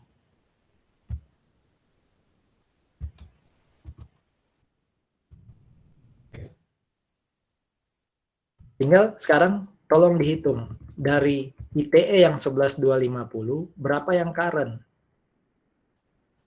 Jadi kalau mau buat income statement kan di sini. Earning before tax atau pre-tax financial income. Itu kan 100. Ya, 100. Nah, sekarang income tax expense itu harus dibagi. Ada yang current, ada yang deferred. Berapa yang current income tax expense? Ayo. Income tax expense yang current, kalau tidak ada kredit pajak, maka dia akan sama dengan dia akan sama dengan ITP kan? Betul? Betul, Pak. Oke, berapa yang deferred? Apakah ini deferred income tax expense atau deferred income tax benefit? Benefit, Pak. Benefit, kenapa? Karena total income tax expense kita harus 11.250. Berarti deferrednya ini harus dalam bentuk negatif. Ya kan? Ya selisihkan aja. Nah, kok 26.250 ya? 4 ya harusnya. Berarti 3 ya berarti. Harusnya 3. Ya kan? Deferred income tax benefitnya 3750. Ya. Jadi ini lambangnya harusnya negatif 3750. Ya, supaya hasilnya ini nanti sama dengan income tax expense secara total, yaitu 11.250. Berapa net income kita? Jangan lupa loh, tetap harus ngitung net income. Net income kita didapat dari, saya kecilin, 100 juta kurangi income tax expense, berarti 88.750. Screen capture ya, karena ini tidak saya simpan. Biar enak ini. Ini.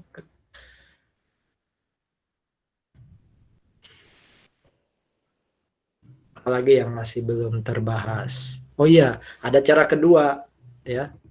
Kita kurangi tadi 15 dengan 11 sudah dapat 3750. Cara lain adalah selisihkan. DTA itu kan income tax benefit. Ya kan?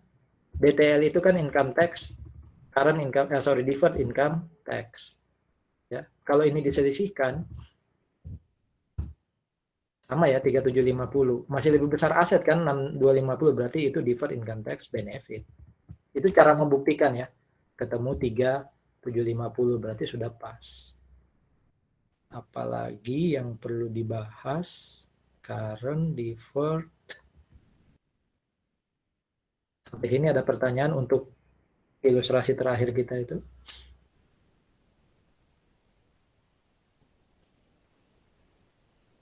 Oke, dari ilustrasi terakhir tadi, ya, sekarang coba ditambah soalnya. Kan soalnya ada di ini ya, di apa? Di slide paling akhir tadi ya. Ctrl N.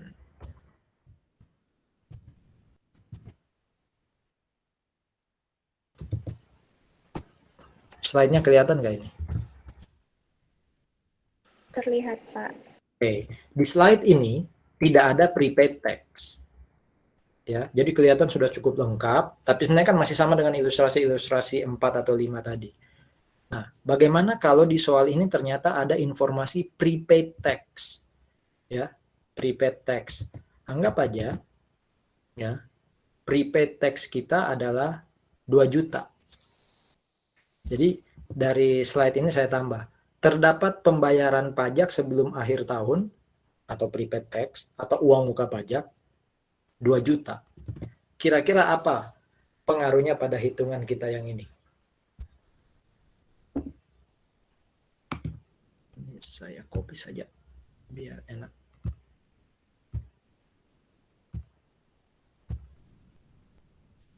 Saya punya prepaid tax 2 juta.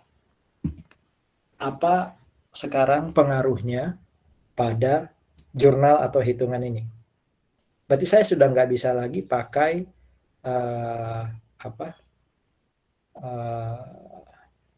logika tadi bahwa current income tax expense sama dengan income tax payable. Nggak bisa. Karena logika bahwa current income tax payable sama dengan current income tax expense sama dengan income tax payable itu kalau tidak ada kredit pajak. Ya.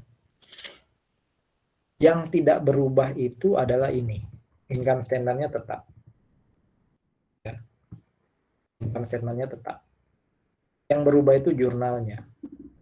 Ya, yang berubah itu jurnalnya. Berarti nanti kalau kita punya prepaid tax, tadi menurut soal prepaid tax kita adalah 2 juta. Ya, 2 juta. Maka rumus di kredit kita ini nambah. Ya, prepaid tax. Prepaid itu kalau kita pelajari di mana? Di akuntansi, saldo normalnya di mana sih? Yang namanya prepaid itu saldo normalnya debit apa kredit?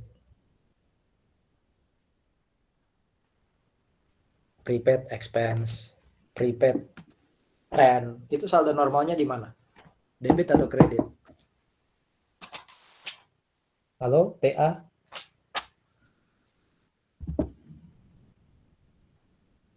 Anda bayar uang muka, ya, sewa. Itu saldo normalnya di mana? Debit. Debit.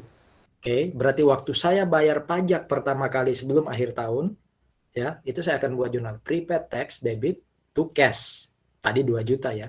Di akhir tahun, kalau ada prepaid tax, maka prepaid tax itu harus dikredit. Makanya istilahnya dikreditkan. Berarti dia di sini nanti akan 2 juta. Ya. Jadi kalau saya bayar pertama kali prepaid tax to cash 2 juta, di akhir tahun dia harus dikredit karena dihapus. Makanya istilahnya dikreditkan. Apa akibatnya terhadap income tax payable kita? Apakah saya harus bayar 15 juta ke negara di akhir tahun? Tidak. Tinggal berapa saya bayar ke negara? 13. 13. Jadi total PT dan ITP, kalau ada PT ya, kalau ada prepaid tax, itu tetap sama dengan income tax payable. Ya.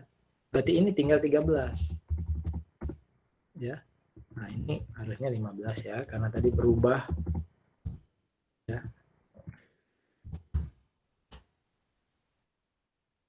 Ya.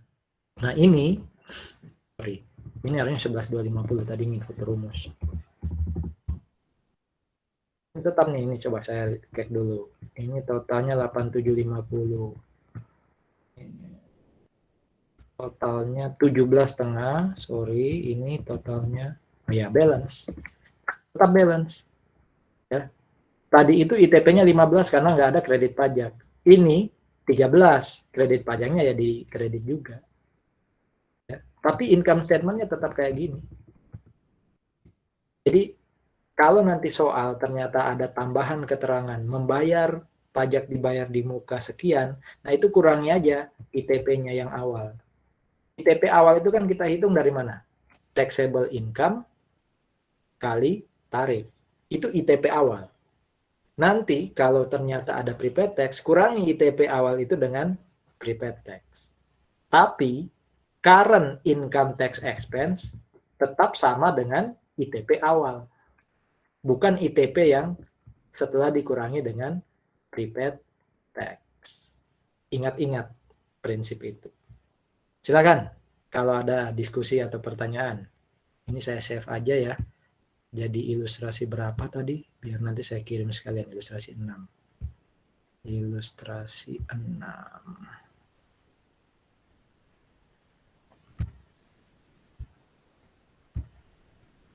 Ke M2.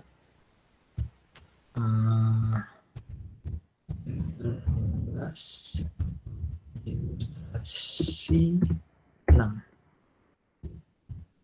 kita kirim. Saya hapus.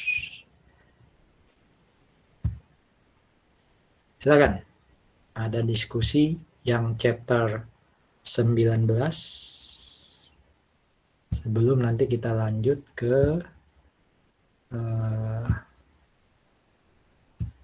chapter 20. Kalau tidak ada, ini saya stop recording dulu. Silakan Anda istirahat dulu.